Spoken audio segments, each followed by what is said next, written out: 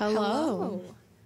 You're listening to WCVF FM Fredonia, The Voice, and also WDVL, because this is Radiothon. Welcome to Radiothon. You've probably already been here, so happy Radiothon. Yeah, happy Radiothon. And what show is this? This is Peculiar Happenings. I'm Shelby. And I'm Lee. And I'm figuring out how the CD player works. I think I did it. Okay. You're doing so good. So, You're doing so good. let's talk about today's episode, because today is a very interesting episode because I've decided I don't like myself and decided to make this Radiothon episode also for my final project. Yeah, which doesn't make things any more stressful. Not at all. What is it we're talking about today, Shelby? So we are talking about Stranger Things for a I can't talk. Stranger Things through a post-humanist lens, because this is for my post-humanism honors class. Slay. So I'm going to start with a definition of post-humanism. This is not my definition. This is from a book called Post-Humanism by Pramod K. Nayar, which there's 2 bullet points to it. The human as co-evolving, sharing ecosystems, life processes, and genetic material with animals and other life forms. And 2, technology not as mere prothesis to human identity, but integral to it. So the ideas we're kind of working with is the idea that humans, animals, and technology are all mutually dependent on each other. For example, you and I both wear glasses. Okay. That's a form of technology that we are dependent on in order to exist as humans. So that was a lot of words, and that was very complex.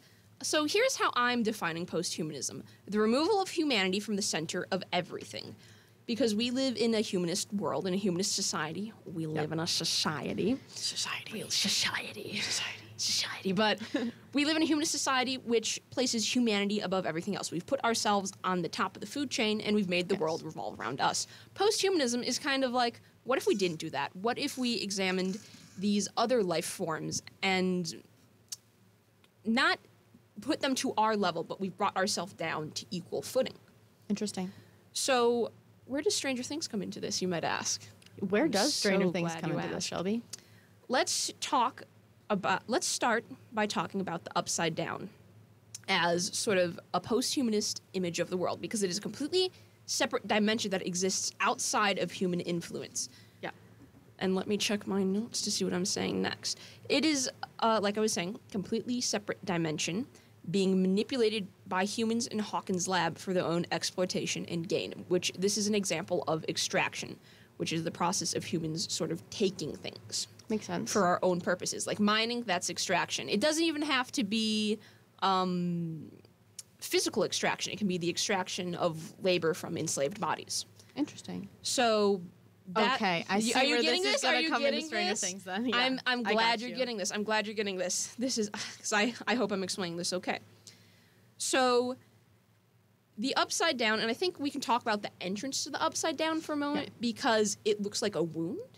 It does. Especially in season 2. It's sort of a tear in space-time, which sort of goes hand in hand with that idea of humanity extracting things from the earth and harming it in the process, harming the world in the process, harming other humans in the process, things like that. Yeah, because it quite literally looks like a living, breathing thing that has been split open and they're taking from. Yep, exactly. So we can also tie this into a theme of a standing reserve, especially with the Cold War. So a standing reserve is, I know what it is, but it's hard for me to explain it. Okay. So let's think of the difference between owning a farm and having like chickens, you're raising chickens, and getting eggs and chicken meat that way, versus going into a grocery store where you've got a bunch of prepackaged meat already there for you. That prepackaged meat, that's a standing reserve. It's having something in the background that you can draw from if you need it. It is not there out of necessity. It is there for the anticipation of necessity, even if you don't particularly need it. That is. Does this make sense so far? It does. That is sort of the definition, at least how I understand it, of a standing reserve. And so Stranger Things takes place in the 80s, of course. And we've got the Cold War, which from there, this idea of having a standing reserve ties into ideological warfare in us versus them, because you've got capitalism versus communism. Okay. And both the Russians and the Americans are trying to manipulate this completely separate dimension to see what they can gain from it. It's not about, oh, this place is cool on its own. It's about, how can we use it? How can we use it against our enemies, the Americans? Or how can we use it against our enemies, the Russians? Interesting. Yeah. That is a major part of Stranger Things. It is. Especially by season 3. By season 3, when the Russians get involved, it's a whole different plot point. Oh, yes. So I'm trying to figure out where to go from here. So then next, let's talk about Brenner a little. Okay. Because we've talked about Brenner before. We have talked a lot about Brenner. And Brenner is the face of the humanist world. Because one of the things we've talked about in post-humanism a lot is sort of this idea of who, for most of history, has controlled the world. And the answer to that is old white men. Guess what Brenner is? An old white man. Old white man. So... a creepy one. A very creepy one. So what we can also look at tying into Brenner is sort of categorization. Because I'm trying to stop reading from my phone because I feel like I'm going through these points too fast and not saying things good enough. That's okay. So how do you feel about categorization, Lee? I know I like categorization. I like to take things that I see and things I like and put them into neat little categories. Yes, I love organization. It's the OCD in me. That's so real. So I also like categorization, and I think that is a very inherent trait of humans. We like to categorize things. We like to put things in these neat little boxes. But the problem is these neat little boxes don't fit everyone. No. Let's think about humanity as sort of different types of people as sort of like this sphere that's kind of like ever-flowing, that's kind of always moving around. And we're taking that and we're trying to put it into this rigid, immoving box. Yeah. And then when the sphere doesn't fit in the box, we tell the sphere that it's wrong for not fitting in the box. I relate does too this much to metaphor, that. does this metaphor make that. sense? Yes, I relate way too much to that. Because a lot of humanist systems hinge on this very specific idea of humanity. You are a human if you do this, if you check off this box, you're a human. But the problem is the definition of humanity constantly changes. Like 100, 200 years ago, we didn't... I was going to say, no, I'm thinking about citizenship. So citizens and humanity is different. You are human if you are a citizen, and your rights are tied to citizenhood. I'm losing the train of thought. No, it's going away.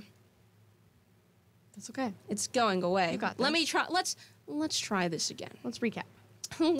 Let's rewind. Record scratch. You might be wondering how we got here. So we have this box. Yes. We've got this box, and anything that does not fit into this box we think is wrong and less. Yeah. So, and here's how we get back to these themes of categorization, which is as soon as you put something into a category, that allows it to be othered, that allows it to be different, and as soon as things are othered and different, humans are very good at seeing things that are different and making them out to be lesser than themselves. Yeah. Humans are very good at seeing that person doesn't look like me, and they don't do the things that I do. But I'm right, so that must mean they're wrong, and they must be less than human, which means that gives us justification for, let's say, taking all of their resources. So the reason I'm talking about categorization and othering in regards to Brenner is the kids in the lab that have the sort of supernatural psychic abilities. That he wants. So we do not know his true intentions. There's clearly some sort of means to an end. He's trying to search for some sort of perhaps standing reserve of psychic abilities to manipulate as he pleases. But we don't know exactly what his motivations are. But we do know that because these children have these abilities, they are treated differently. Yeah. We see, I think it's one of the first episodes where Ella's fighting back against him or something, and she's like dragged away screaming into solitary confinement. Yeah. It's one of the first glimpses we got of her, really. They don't get a chance at a normal childhood or normal life just because they fit into this category of other, and even to the extent that, they're tattooed with numbers. Yeah. And that is their identity. Their identity is tied to a number. And I don't have the exact quote on me, but that is something that was also talked about in the posthumanism book, which is that the difference between a person and a number, which is... Yeah, because they were quite literally dehumanized. Exactly. Based on so the numbering of people is tied to biopower, which is a means of sort of governing and maintaining control of things. And by dwindling them down to a number. Because if you because the instant that somebody is transformed into a number, you don't know their name, you don't know their personalities, their dreams, what they want for life, anything about their families. None of that matters because they're just a number. Yeah. And numbers don't have rights. Yeah. Numbers don't matter. And that's why once Elle meets the other kids and they give her that nickname of Elle and they use that as more of a name and give her, you know, the aspects of being a human and they see her as equal. Yes. It changes her character, and I think that's why she becomes such a threat to Brenner. Oh, yeah. And even in season 4, when she starts going by Jane, because Jane was the name she was originally given, but she never knew that was her name because she was sort of taken from her mother because of these abilities she had. So it's sort of a powerful reclamation, whichever one it is, reclamation of her identity. Yes. And asserting herself as her own person who is separate from 11. So is this making sense so far? It is makes sense. Okay, good. Yes. I just want to check. I can see where you're headed with your train of thoughts. I can see. Man, I hope so, because I don't even know where my train of thoughts are going. No, you're good. So, all right, let's talk about something we talked about, I think, one of the last episodes, which I thought was really interesting, which was the fact that the Upside Down looked completely different before Vecna came into the picture. Yes, he used it. He came in and he changed it completely. So here we can see another example of sort of the manipulation of the environment by a human for their own personal gains, because like Lee was saying, the Upside Down went from being sort of this barren, rocky wasteland to being sort of a dark, like a spooky funhouse mirror version of Hawkins. And it was sort of wrangled into this and twisted into this by Vecna, by Henry Creel, which it'll be interesting to talk about him, because he is somehow both a post-humanist entity and the most humanist entity of all. Interesting. It is very strange to think about, because we can see obviously that he looks inhuman in the way that he's been completely sort of corrupted by the Upside Down and has vines around him. And then, let's just do a quick little station ID real quick. Would you like to do that, Lee? I can. You guys are listening to WCVF FM Fredonia, 88.9 The Voice. And then I think we have to do a sweeper, too. Do we do a sweeper? I think we do that later on. We're fine. Okay. We're fine. Anyway, we're so good at this radio stuff. We're so good. So I want to talk about Vecna in the terms of an assemblage. Yep. And I actually really liked when we were talking about an assemblage in class, because we were talking about it in the context of Frankenstein. So an assemblage goes against a lot of humanist thinking, because it's the idea that we are not one stagnant, sort of solitary creature, but that we are part of an environment. We are shaped by the things around us. And I think the sort of visual image of like Frankenstein's creature sort of being stitched together out of different body parts is a helpful way to think about it. So I think I actually have a quote here. Let me see.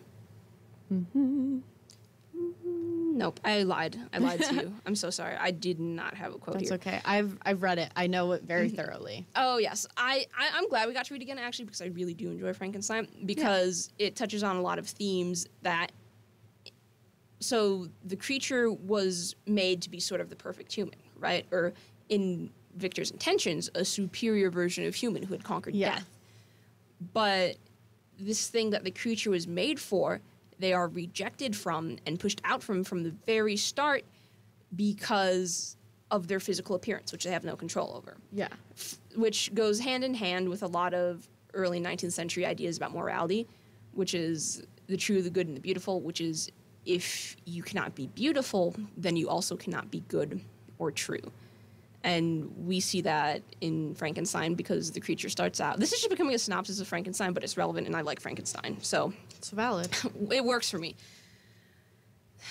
Because the creature is internally good and beautiful, but because it is not externally good and beautiful, it is only ever met with sort of fear and disgust and revulsion. I'm pretty sure I remember this quote because it sticks out in my mind because I thought it was funny for the exaggeration, which is Victor describes the creature as a thing that not even Dante could have conceived of.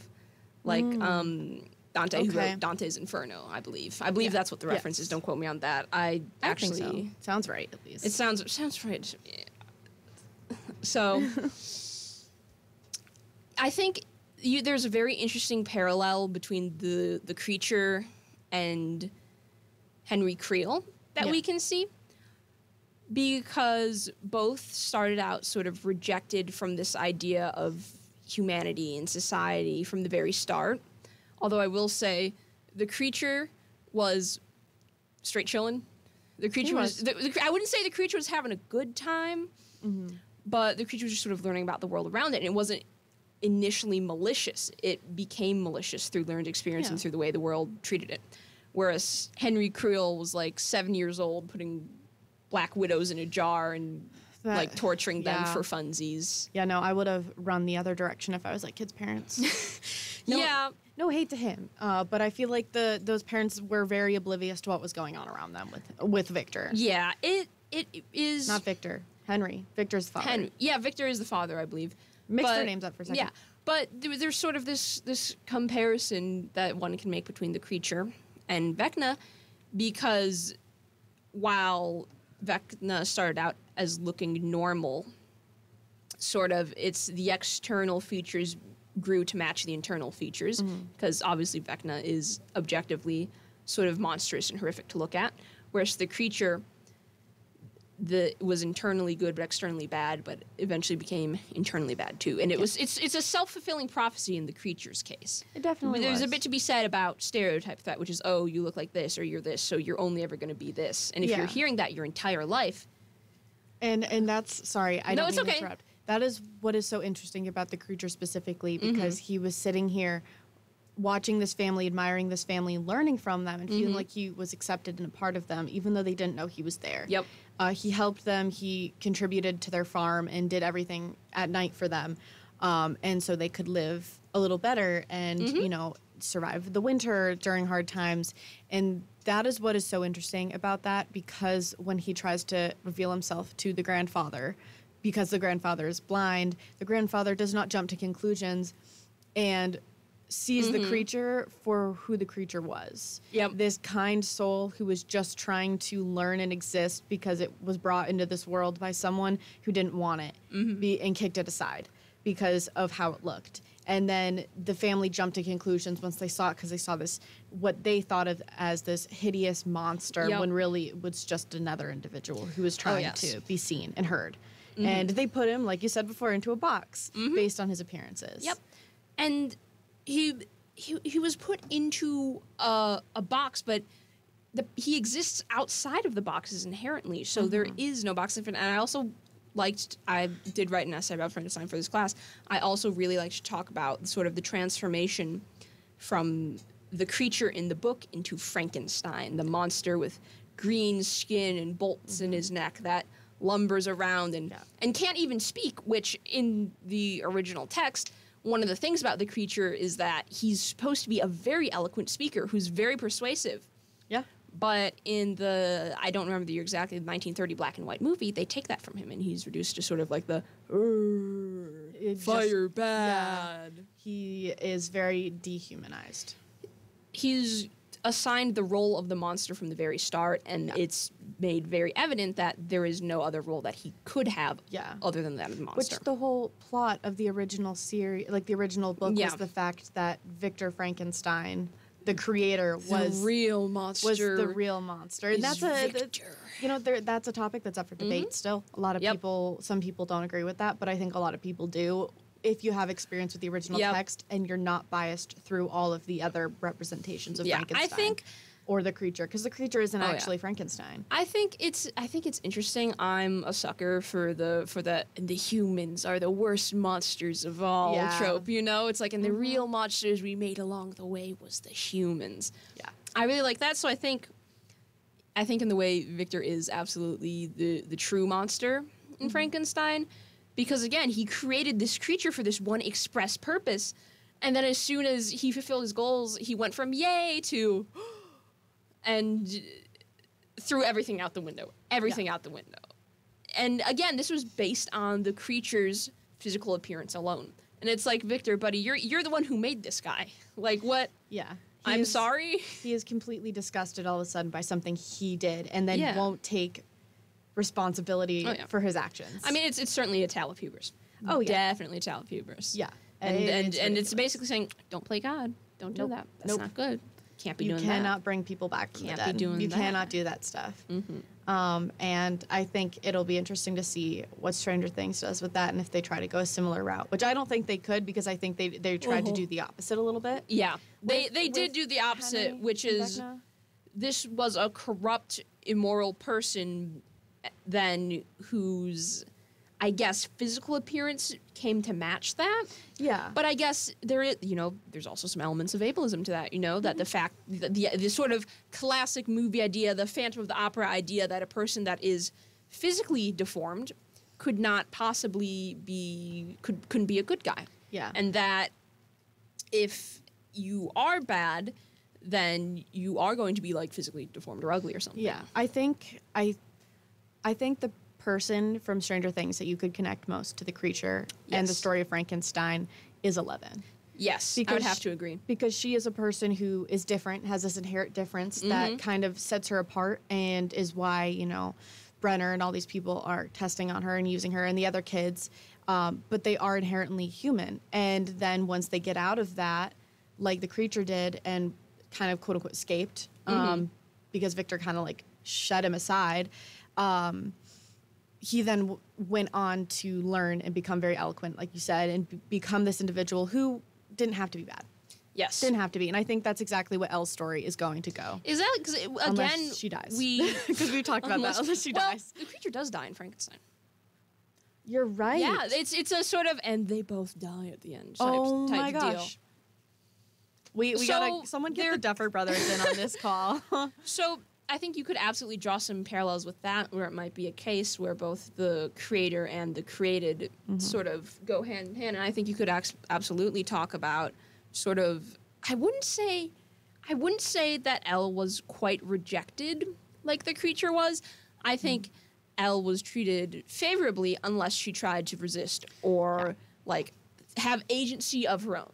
So it'd be more of a case where if the creature was accepted under conditional circumstances, which is kind of like the one, because we also, I think, what was it called? We watched Rise of the Planet of the Apes for this class, which was a very good story. So long story short, intelligent chimpanzee, this guy works in a lab, he gets this intelligent chimpanzee who's like hyper intelligent, like human level intelligent.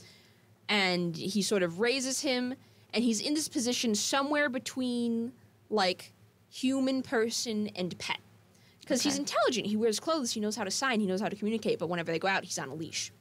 Oh. So it's sort of a circumstance where with Elle and Brenner, it's semi-adjacent to that in the way that Elle is accepted and respected with as long as she exists under this certain set of circumstances, as long as she is existing and acting in the way that Brenner wants, she is granted the position of like a person. Yes. Similar to Caesar in Rise of the Planet of the Apes. Before we get into another thing, do you want to try to do a sweeper really quick? Yeah. Do we have to turn the mic off to do so? I think we're just sticking with the original plan, which is we're just reading these. Oh, okay. So, do you want to read yours? I can read mine. Let's do that. Alrighty, so I'm going to read you a little promo really quick. So Alpha Psi Omega, I think I said that right, is hosting a rendition of the popular play The Crucible. If you're interested, it'll be on May 4th from 2 p.m. till 4 p.m. at the Marvel Theater in Rockefeller. I've heard lots of good things. You should go see that. I worked on costumes for that. Yes, you should go see it. I sewed a series of hooks on a pair of stays for like 2 hours one day, and then my back hurt for the next week. That's amazing. So you should go see that. You should. But let's get back let's talk about the hive minds. Oh, my favorite. Let's talk about the I hive love talking minds. about this. Because we can sort of view the hive minds as an idea of rhizomatic thinking, which rhizomatic thinking, in the way that I understand it, which might be very different from the way it's intended to be understood, but this is how I understand it from the class. It's sort of, instead of thinking in this very stagnant, rigid, straight line, you're kind of, it's going all over and branching out. Sort of like the difference between like a train tunnel, which only goes one way, versus, say, the tunnels under Hawkins in season 2, which are sort of crisscrossing all over and weaving underground. It makes me think of, like, in nature, like the Fibonacci sequence. Whoa, the Fibonacci sequence? Yeah. I don't know what that is. Am I thinking of that right? I don't know. It's like how in the branches of a tree, it goes to a certain pattern where you have a branch and the branches off 2, and then those branch off to, like, 4. Or is it a Fibonacci sequence or is it a fractal? I don't know. I don't know either. It's a math term. It's a math thing, but it happens in nature. Because I don't know what a Fibonacci sequence is, but I know a fractal is. It's sort of a pattern that's constantly repeating, getting smaller and smaller. I don't know actually, but I guess it would kind of be like that. G sequence. Fibonacci sequence. Let's take a little sidebar because we have time. Sequence. You can keep going if you want. All right. Or just say something random, So I was going to say, so we were talking about rhizomatic thinking and the tunnels under Hawkins, as well as the hive mind, because it's obviously, okay, the hive mind is evil, but it can sort of be seen as perhaps an example of this way of thinking, which is, it's a hive mind, so it's very hands-on, it's very connective. They're considering sort of all aspects of things instead of just one thing. Yeah, just ignore me. No, it's okay. It's okay. It was something or another like that. Something or other like that. But I think, and hive minds they're also obviously a post-humanist entity. Yeah. They exist outside of, because there's the very humanist idea that the self, like I was talking about earlier, is stagnant, we're solitary, we're closed off, which is just simply not true. Because we're not like solitary, self-sufficient beings, because like I mentioned earlier, we can't see without our glasses. We're dependent on our glasses to see. We couldn't be doing this fun little radio show without these computers and this board that I don't know the name of, and microphones and headphones and stuff. And we've even got our phones because we've got a timer going on our phone, and I've got my notes on my phone. So it's very collaborative in a way that humanist thinking typically does not conceive of. That's sort of like, oh, everyone's a one-man army, and that's just not true. Yeah, no, it's really not true. Everyone is completely different. Everyone is completely different. So I think I'm going to take this moment to talk about. This isn't about Stranger Things. This is about The Lost Boys, because we watched The Lost Boys. That was a good movie. Which The Lost Boys is a fantastic 80s vampire movie if you've never seen it, which I have to assume most of you have. But to be fair, I didn't see it until previously I didn't see it until like last fall, so I can't blame you. But watch it. It's a good movie, fantastic soundtrack, fantastic movie. And if you're cool, you definitely everything. should have seen it, or if you're cool, you should watch it. You will watch it if you are cool. Yeah. But I wanted to talk about The Lost Boys, so that way I can talk about another book we read in class, Fledgling, which I was not the biggest fan of the writing style, but I think it was bringing up some really fascinating topics, because it's about vampires. But they're not called vampires. They're called Ina. Ina. And they are something that has sort of co-evolved alongside humanity. And they're inherently tied to humanity for reasons I'm going to get into in a second here. Okay. But I wanted to talk about Fledgling and The Lost Boys, because obviously you know The Lost Boys. We love The Lost Boys. And The Lost Boys, as much as I love that movie, and I do love that movie so much, it's very much the typical image of the vampire. Yeah. Which is sort of the super pale, handsome white man with like the two little fangs. Yeah, the long fangs. And like a leather jacket. And he's a cool guy. Women. Yeah. And so this is the sort of classic iteration of the vampire, that exists in the Western mind, especially dates back to Dracula. I'm so certain you can trace this sort of white male vampire dominance back to Dracula. Yeah. Bram Stoker is a real one. Love vampires, but maybe we could have them not all be white men. Anyway, but that's what Fledgling does. This is why Fledgling is important. That's what Fledgling does. So the main character, I forget her last name, but her first name is Shori. And she is an Ina, but she's a hybrid of Ina and human because she's black and she has dark skin, which allows her to walk during the daytime, which the other Ina cannot do. Oh, so it sets her apart from them. It sets her apart from them. Okay. But, so on that topic, Fledgling contains elements of Afrofuturism, which is that Shori is not just a part of the future, but she is the future, not just, she is the future because of her skin, because she can walk in the daylight and her status as like a hybrid and experiment, but this also leaves her sort of isolated among the other Ina. Yeah. It sort of set apart. There's they're called the Silks. They're called the Silks. The Silks do not like Shori. They're sort of the classic image of, what's the word I'm looking for?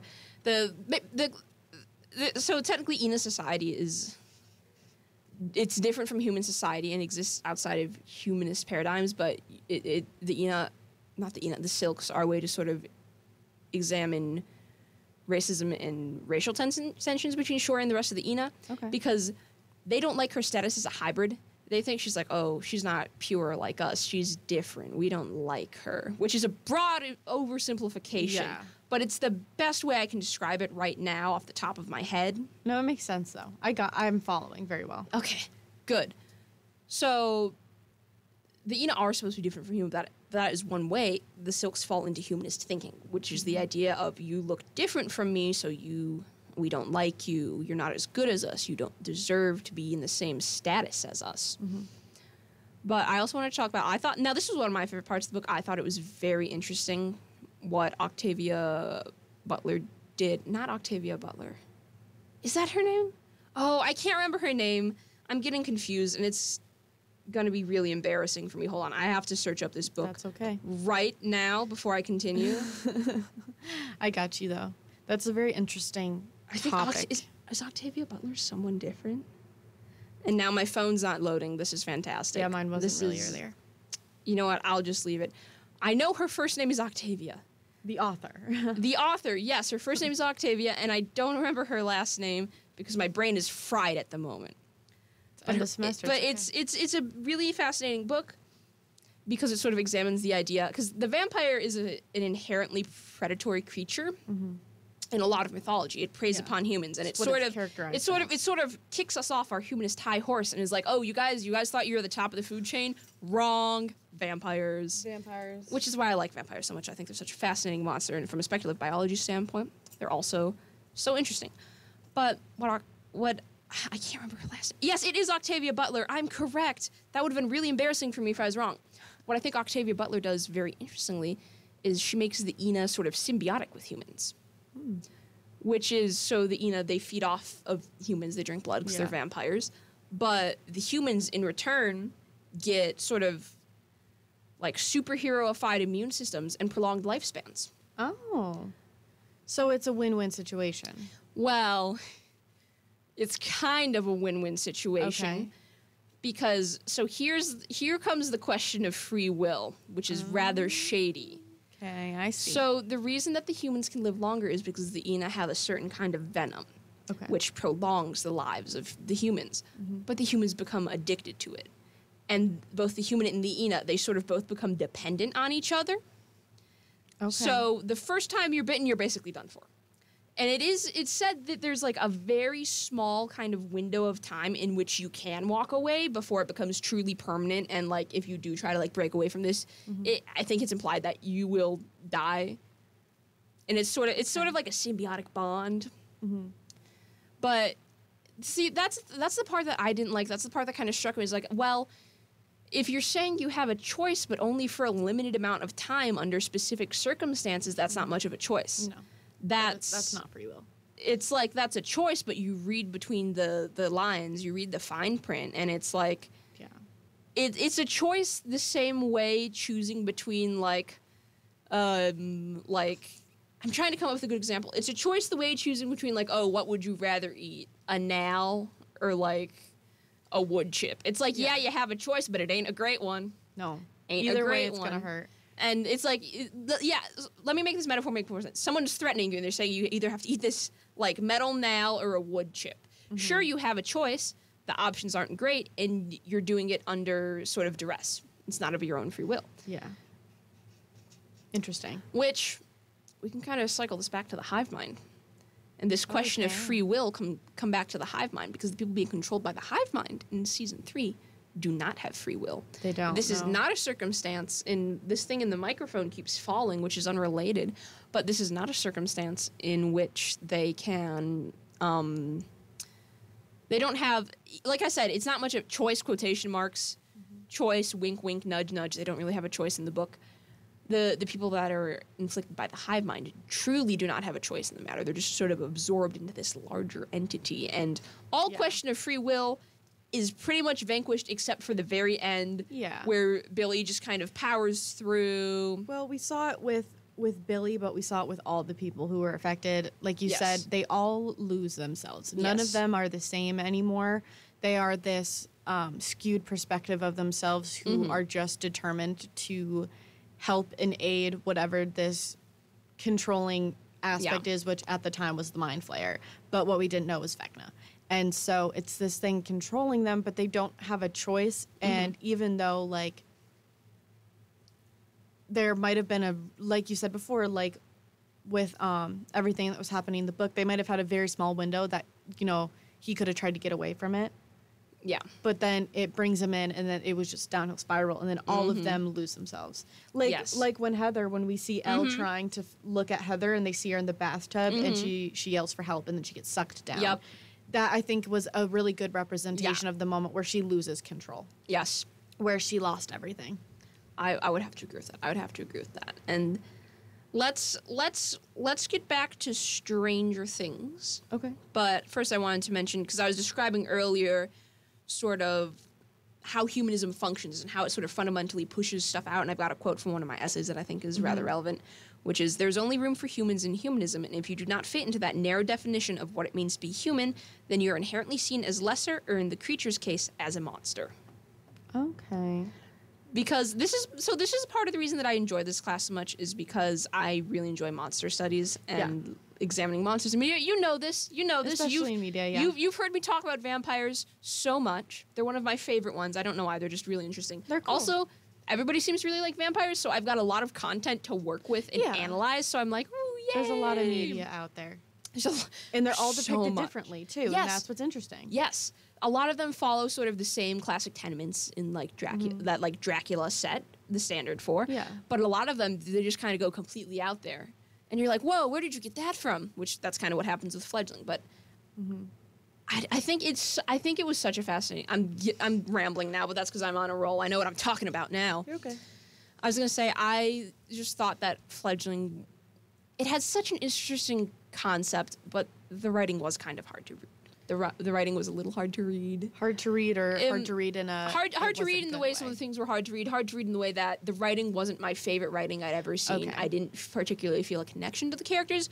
But again, I really liked the topics that it was discussing. I can see why it was, chosen for this class. But anyway, I was saying, let's get back to Stranger Things. Okay. Let's circle back around to Stranger Things. Circling back. So... like we were talking about earlier, we've got this other dimension called the Upside Down. Yeah. Completely separate, exists outside of a humanist sort of paradigm. It exists outside of a humanist way of viewing the world. Yeah. And as soon as humans discover it, their first thought is, how can we use this? How can we manipulate this and extract from it for our own gain? Yeah. Because that's exactly what Henry did when he got there, because he, kind of had this moment where he was, like, between death and being alive, and he was struck into the Upside Down by 11, and then he ends up in this world that was barren, and he turned it to become a mirror image of Hawkins, Indiana, because he had this grudge against the town that never wanted to accept him. Oh, yes. And then he wanted to control it, and he's trying to take over Hawkins and then the world, so he can rule it, and no one can... judge him or cast him aside again. And I think that's exactly what you were talking about before, and like the whole idea of like this humanistic idea of like now he's trying to use something that was just existing on its own. Yes, you're getting it. That means I'm doing a good job, and this project is going the way it's supposed to. Let's go. Happy Radiothon. Yay, happy Radiothon. And happy me getting like a B or something on my final project. Yay. Yay. That's probably a joke. If I do get it, I won't be upset. Yeah. Anyway, so. You'll do good. I'll be fine. Oh, yeah, I think it should be fine. So I have a question for you now. I have a question for both of us. Oh, goodness. Which is the Upside Down even inherently antagonistic, or is it the humanist influence of Vecna? Which, because this is something that we did talk about in one of our previous episodes, but I thought it would be interesting to bring up again, because Vecna is such an interesting creature, because in a way he is the most post-human entity we see in this show. Yeah. But all of his actions are coming purely from a humanist standpoint. All of his actions are coming from that humanist idea of manipulate and extract and like rework the world to be beneficial for me and me alone, and I don't care what consequences that'll have on like the ecosystem or hierarchy of this other world, you know? Yeah. So we'll get back to that question in a second, but first, I'm going to do another little promo. So, De-Stress for Success is hosting a week-long event called Stress Free Zone. It's a place for students during Dead Week where they can take a break from all the stress from the final week of classes, so they can just take a breather and be distressed. I think that's supposed to say de-stressed, not distressed. I would hope it's de-stressed. Anyway, if you're interested, this event will be at Reed Library in the Oscar Room during Reed Library hours. Yeah. And again, you're listening to WCVF FM Fredonia, The Voice. WDVL, because it's Radiothon too. You're hearing us all around. We've infiltrated everything. We have like a hive mind. Like a hive mind, we've infiltrated all. It's all connected. And if we are your hive mind leaders, you should take care of yourself and go check that event out at Reed Library, because that you should.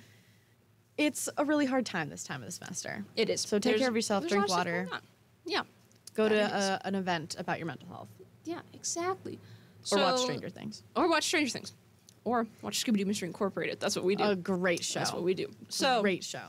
So, as we were saying, yes, let's sort of, because we still have to play some songs. So We'll start wrapping up in a little bit, but let's talk about that. Let's end on this question. Yes, I think that's a good place to end.